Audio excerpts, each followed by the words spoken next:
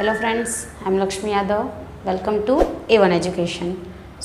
आज हम कुछ एक नया टॉपिक डिस्कस करेंगे जो है कलेक्टिव नाउन। हमने टाइप्स ऑफ नाउन पढ़ा था, उसमें हमने पहले तो हमने नाउन का डेफिनेशन पढ़ा, उसके बाद टाइप्स पढ़े। टाइप्स में हमने क्या किया, 5 टाइप्स पढ़ा था। उन 5 टाइप्स में से हमने 4 टाइप्स क्या कर लिए, ऑलरेडी कवर कर लिए हैं। तो ये हमारा एक लास्ट टॉपिक है जो है कलेक्टिव नाउन। कौन सा नाउन है लास्ट टॉपिक हमारा? Collective noun. अगर देखा जाए तो नाउन में से सभी नाउन जो है 5 टाइप, उसमें से सबसे सिंपल जो टाइप्स है वो यही नाउन है। कौन सा है? Collective noun. अगर आप इसे हिंदी में देखते हैं तो ये और भी सिंपल हो जाता है। क्या है? समूहवाचक संज्ञा। क्या बन जाता है ये? समूहवाचक संज्ञा।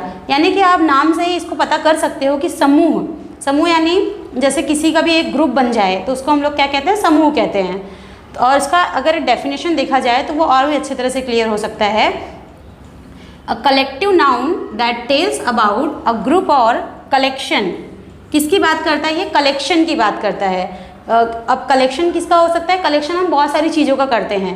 कोई भी चीज़, जैसे किसी को कॉइन्स कलेक्शन करने का शौक होता है, कोई बुक्स कलेक्ट करता है, कोई नए नए ड्रेसेस कलेक्ट करता है, कोई मतलब जिसको जो चीज़ पसंद है वो उसको क्या कर सकता है? उसका कलेक्शन बना सकता है। यानी कि उसका समूह, उसका ग्रुप इकट्ठा करके वो अपने पास क्या कर सकता है? रख सकता है।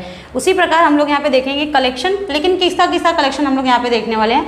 किसी पर्सन का कलेक्शन हो, यानी कि कोई इंसान हो, वो ह्यूमन बींग्स जैसे डॉक्टर, टीचर, पुलिसमैन, जो हमारे हेल्पर्स हैं, जो हमारे आसपास रहते हैं, या फिर ऐसे भी बहुत सारे लोग हैं जिनको हम लोग क्या कर सकते हैं? ग्रुप में इंक्लूड कर सकते हैं। उसके बाद नेक्स्ट है थिंग्स यानी कोई भी चीज़, वस्तु। जैसे बहुत सारे मार्कर हो गए, बहुत सारी लकड़ियाँ हो गई, बहुत सारे फ्रूट्स हो गए। तो इसका मतलब जब वो एक है तब तो वो कलेक्टिव नाउन में नहीं आएगा। पर अगर वही चीज़ बहुत सारी मात्रा में एक साथ इकट्ठा हो जाए तो उसी चीज़ को हम लोग क्या कहते हैं? कलेक्शन में कहते हैं। और फिर एनिमल्स, तो और एनिमल्स में भी क्या है? ग्रुप होता है। जैसे यहाँ पे हम लोग एग्जाम्पल के तौर पे समझेंगे, जैसे कि भेड़ों का जो होता है वो झुंड होता है, जानवरों का एक समूह होता है। तो उसी तरह से क्या करेंगे हम लोग? एग्जाम्पल के तौर पे इसको आसानी से और अच्छी तरह से क्लियर करेंगे। तो यहाँ पे मैंने कुछ एग्जाम्पल लिखे हैं। वो एग्जाम्पल है पहला, अ ग्रुप ऑफ स्टूडेंट। अब यहाँ पे ग्रुप की बात की जा रही है, पर किसके ग्रुप की बात की जा रही है? स्टूडेंट्स की। किसके ग्रुप की बात की जा रही है? स्टूडेंट्स के। यानी कि बच्चों का जो है पूरा एक समूह है। आप क्लास में जाते हो तो क्लास किसी एक बच्चे से मिलकर नहीं बनती, बहुत सारे बच्चे क्या होते हैं? मिलते हैं तो उनका एक ग्रुप बनता है, और वो ग्रुप क्या करती है? एक क्लास बनाती है। तो उसी तरह से हमारा पहला एग्जाम्पल जो है ग्रुप ऑफ स्टूडेंट, यानी कि बच्चों का क्या है? समूह है। समूह किसी का भी हो सकता है। समूह जानवरों का समूह हो सकता है, किसी वस्तु का समूह हो सकता है, किसी इंसान का समूह हो सकता है, किसी का भी ग्रुप क्या है? हम बना सकते हैं। नेक्स्ट एग्जाम्पल है अ बंच ऑफ। बंच यानी कि गुच्छा। जैसे हम अंगूर लेते हैं तो ऐसा नहीं बोलते कि 1 डज़न अंगूर दे दो, पूरा बंच लेते हैं ना, मतलब पूरा ग्रेप्स का जो गुच्छा होता है पूरा गुच्छा उठाते हैं, तो उसको हम लोग क्या बोलते हैं? Bunch of grapes.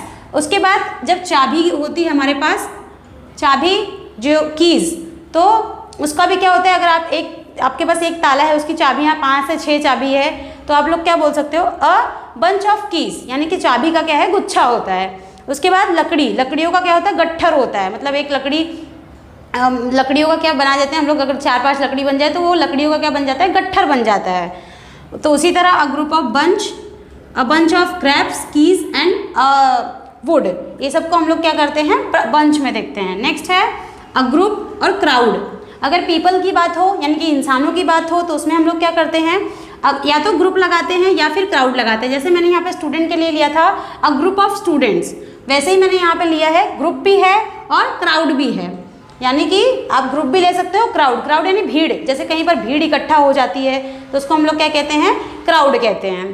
तो हमारा क्या है? अ ग्रुप और क्राउड ऑफ पीपल, यानी कि समूह या फिर भीड़ जो इकट्ठा होती है। किसकी भीड़ है? पीपल की। पीपल यानी होते हैं लोग, जो हम सब हैं, इंसान हैं, वो सब किस में आते हैं? पीपल्स में आते हैं।